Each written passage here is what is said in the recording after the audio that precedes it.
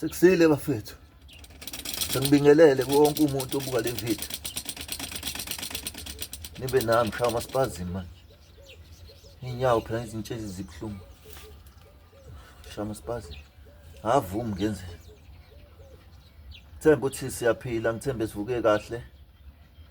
uNkulunkulu esasiphile usuku khombisa wona ukuthi unenhloso nathi. Ukuthi asilale sivuke. Siphinde sibone usuku futhi. Sithembe ukuthi nosebenzimeni useyinhlungwini bahanjelwe baxole.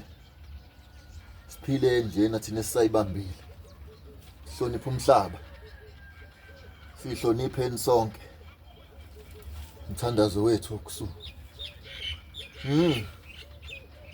Abafethu hey. Isakhona njalo. Isalonge ibambile. Yabo ngithi asivukeni sivocavoce. Uzongibona ngilo nginyakaza kanje. Ngibhizi nyazi isala amadolo ami. Nezihluzo zami lezi ngizisa le nale. Phakamisa isithelo. Yabo. Ezifu umuntu owokhaya. Yabo. Ingakho ngayithi ngifuna manje ukuya kuma parallel bus. Ngifakwe khona lezi lemshini le abayenge ngiyibuke la ku YouTube. Egqokwayo, ugqoke la bese uyalenga.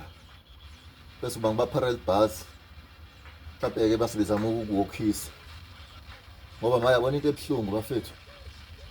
Sama medical aid. Kodwa futhi manje ama rehab njengala eThekwini angazi ukuthi mina yipi rehab engathi ngiya kuyona enemshini. Uma bekukhona ongasho suggest ukuthi irehab esendaweni ethile la eThekwini, irehab esendaweni ethile ePinetown. Uyabo, ngeke ngihambe ngiyoyibuka lo rehab ngibone ukuthi yini engangisiza kuyona. Futhi uma ngayithola niyobona ngami ngintshengisa ukuthi hayi ngiyitholile. Ingakho ngithi abantu abacommente bangixoxe ngobani nanoma kuthiwa yipi rehab ekhona. Ningitshela ukuthi around la eThekwini ikhona irehab esendaweni ethile. Niyeke leya esePhoenix ngoba ayinayo lento engiyifunayo. Yabo. Yangisiza nayo kakhulu. Bakhona abawashilo le eyasentabeni. Ngiyafisa ukungena phakathi. Kodwa manje bangitshela indaba 6 months. Kuthi fanele ngiye khona for 6 months. Yabo, wona 6 months lo bayinkinga kimi. Ngothwa uba i-outpatient. Ube outpatient ungena uphume. Manje bathi bona for 6 months hambe ngiyohlala esibhedlela. Yabo, hlale khona e-rehab. Yabo. Yona ke into yangenzisa ukuthi ngithi awuthi ngeke ngibheke kwenye indawo. But hey, lo 6 months nje ngisani ngiyohlala nje ngijima nti. Anginankinga ukujima every day. Kodwa manje kunezinye izinto phela u6 months sanje uyohlala nje lokhuzaneni. Yabo. Ngotho mhlawumbe uyakwazi ukuthi uye mhlawumbe ukala ukuthi in a week uzoya kathathu noma uzoya every day. Kodwa bese ukala ama hours. Manje kuhamba ohlala for 6 months uhlale khona. Thina sisajimela ukuthi sifuna ukuhamba, sijimela ukuthi igazi libuye imlenze mayithi yavuma ukuthi ifuna ukuhamba uhambe. Umzimba mathi uyavuma ukuthi uhambe. Sesijimela ukuthi nje kuphela sibe healthy. Yabo, ube strong, prevent izilonda. Balekelane nje nokugula nje kwe wheelchair. Manje mabe ngathi uzohamba ufike ujime mase ngakusasa usuyahamba ngeenyawo zakho yabo. Iyaphambana ke lapho. So yona mina ngifuna i-rehab la ngizoya khona every day if it's every day. Mhlawumbe organize izinsuku ngoba ngiyakwazi ukuthi nami ngibuye ngibambe ngeke ngingedwa. Phela into engiyifunayo ngifuna lokhu uyaqoka ukwazi ukuthi ume ubambelele kuma-parallel bars, mhlawumbe bakufake imishini le, yabona bafethu la amanye amazwe njengaphesheya, phesheya kulezinye inhlanga lezi ezinye, ama-rehab abo ne-disability bayinakekela.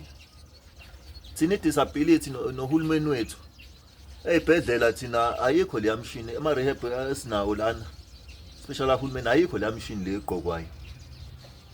Ugqoke uhambe, ngizothi nje ugqoke i-robot. Awekho ama-robot la kuthina, yabo. Izinto efanele ngabe siyayibukela phesheya bese nathi siyalekelelwa. Ngobani? I-disability, abantu basazolimala ey'motweni kakhulu, basazolimala abantu, basazokwanda abantu abahleli kuma-wheelchair, yabo, abadinga i-exercise, abadingayo ukuthi njengoba ngangisho ngithi baningi abantu fangabe bayahamba, abantu abantu abajimi, abantu aba-exercise, so ba-end up benjani, behleli kuma-wheelchair. Kodwa mase kuthiwa nje ukuthi ulimala ubufaka kwifizo, baningi abantu abangabe bayahamba, yabo. Kuyafana omunye umuntu wathi ngizojima ngoba ngisasesibhedlela, ngisase-rehab, mase ngibuyele ekhaya bese ngenzani. Into eyangenza-ke leyo, ngoba ngathi mase ngise-rehab ngajima semase ngibuya lo ngiya lade ngiya khona, lo ngithiwa hamba ngiyojima khona, abotha angidecide i-gym yami ngedwa. Ayidecide i-gym nansi yangenza ngaba strong, ngiyiquad strong, C4 C5 strong, yabo. Proud of myself ngalokho. Ngiyakwazi ukuma noma ngakwazi phela ukuma, yabo, kodwa ngiyakwazi ukuma, ngiyakwazi uku-owner umbhede, hhayi ukuthi umbhede u-owne mina. If ngithi uku-owner, ukulala nje embhedeni ngibe yikabishi, lona ikabishi mina embhedeni, ngufishi, yabo. Nosembhedeni nami cabanga kabili, yabo. Ngathi hayi mboko ikabishi leli beka lapho ubeka khona uzithole la, never. Ngiyibona-ke leyo C4 C5 quad, ngasikhathi sokudlala, ngizalwanga nginjena. Kuningi sikhuluma kakhulukazi ngomzimba nokuyinakekela, okunye asikukhulumi, yabo, but abangaziyo bayangazi, yabo. So ngiyafisa abafethu onolwazi ukuthi yiphi i-rehab la eThekwini enalama robots lawa abafaka ey'nyaweni uhambe ngawo, noma ugqoka lento ey'khoshume ugqokayo la, amabhande, yabo, bese bekufaka ama-parallel bars, bekufake la bekufaka khona, ukwazi ukuthi uwokhe, yabo. If mawuthi uyawa lento iyakuholda as njengoba ngiyiquad, ngifuna i-rehab enjalo, yabo. Bese-ke ngoba nginamaspazim into ebuye ihluphe, amaspazim abuya ngishaya, yabo. So ngiyayifuna i-rehab enjalo, umuntu ongayisho ukuthi kuphi, ya uxoxa nabo mina, and then ngibone ukuthi yini engingayenza, ngibuye ngizoyisho emphakathini. Makhona into engathi asizameni, sizame, ngoze ngigcine sengine-rehab yami, ngoze ngigcine senginabantu bami ngizobajimisa, ngoba abantu ngigcina ukubajimisa ngomlomo emafonini, ngigcina ukuxoxa nabo emafonini, jima kanje, enza kanje. One day ngifuna ukuba neyami i-rehab, ngizojimisa khona abantu abane-disability. Ngobani? Makuthiwa nginemali ngabe ngiyayakha ngivule, hambe ngijoyine lama kuthiwa kuyajoyina abantu beze kumina bazojima. Ngobani? Ngibonile ukuthi abantu special ngizothi ama-paraplegia, baningi abantu abama-paraplegia ofana ngabe bayahamba ngey'nyawo zabo, bangadepend kwi-wheelchair. Ngibonile ukuthi kuyenzeka kuba ngiyikhwadi ngikwazile ukwenza lokho. Ngakwazi ukuma kanje. Imagine makuthiwa izandla ziyasebenza. Ngi-strong. Ngikwazi ukuma kuma-parallel bars. Sebenzisa i-upper limb yami. Kube ukuthi ngidila nezinyawo. Ngabe ngikude kabi. Yabo. So lezi nje engikhulumayo ngishoyo. Omunye umuntu angabuka as a joke ukuthi hey le ndoda inesikhathi khuluma kakhulu. Ingoba awukho kule life. Kodwa mase kuthiwa ukhona ungayibuza ukuthi yini ngafathi ngiyenze ukuze ngijime ngibe strong. Ukuze ngikwazi ukwenza ukuthi and nginabantu angibukela kubona. Yabo. Ngangibukela kubona ba ama paraplegic. Angize ngithethiswe kuthiwa amukela onikwe kona. Ungakufisa komunye.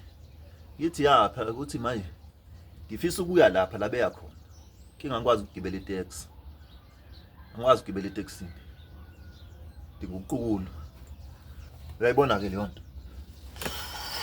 Injalo bafethu. Ngiyanicela bafethu, ngiyanicela like subscribe sixoxeni bafethu. Abantu abavele. Yazi ngiloko ngithi abantu baningi abakwi disability. Baningi abantu abakhubazekile. Yes, masuthi wathola baningi kodwa bakhuluma bathuli. Bacashile. Noma babona ukuthi ngi-threat. Ikhwade ekwazi ukusukuma. Ikhwade ejimela yodwa, ungabanje umuntu. Waphela ukuthi amakhwade amakabishi nje into efanele lokhu iqukula. Uyokwenziwa isalad. Ngenziwa isalad mina. Mina ngenza umuntu isalad. Subscribe like comment sixoxeni bafethu lempilo lena sizamani encourage umuntu osegive up empilweni. Tshela hayi bafethu zaphileka. Kade ngihlekwa izolo. Ngithi fast khulumeni ngomathandana. Kwathi hayibo usumdala ngakona ubaba. Ukhuluma kanjani ngomathandana kubantu? Athi hayibo phela nina ni understand le life. Mina ngiya understand ukuthi kunjani ukuhlala endlini. Ibe issue lento endlini. Wagcina kuthiwa hey thulani sayiya kanjalo. Angazi noma ngiright noma ngirong yini. Ngoba ani abantu special abantu abanomali bazi ukuthi hey alivuki kubantu abahleli kuma wheelchair alivuka linjani. Mina ngithi yazi lento iphambene. Ozani kumina sikhulume ngizonitshela.